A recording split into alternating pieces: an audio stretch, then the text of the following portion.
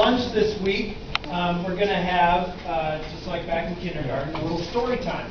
But these stories are a bit more gruesome and will be a bit more, they're definitely better for after lunch rather than before. This one will be relatively minor compared to some of the ones coming later in the week. And so the story for today is about London in 1854, as you can see on the screen. And it relates to what we're doing today with the mapping and the water sources.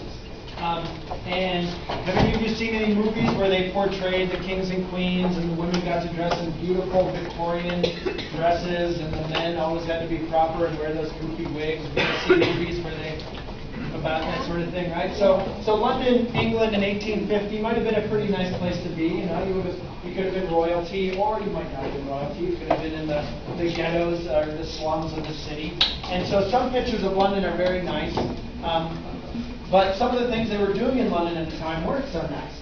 And one of those things, which a lot of cities here in the United States actually did up until the 50s even, was to dump their sewage directly into the closest lake, river, whatever. So even here at Notre Dame, those two lakes that you guys just went to, or some of you, St. Joe and St. Mary Lake, for a long time, St. Mary's Lake actually got all the waste from the main science building, which is now what La Fortune Hall is. So La Fortune used to be the science building.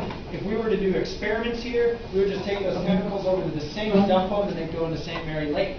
So the sediments down in St. Mary's Lake are a little bit sketchy, a little bit gross. I told the group I was with that you wouldn't want to eat the sediments. And of course they said, why would you ever want to eat sediments? Anyway, I said, I don't know. But a lot of different cities and places would just dump their sewage directly into the nearest water. And so this cartoon here shows that the early depiction of London was this beautiful woman, and then the River Thames, which runs through London, is this horrid-looking man thing with these poor, ghostly children of things.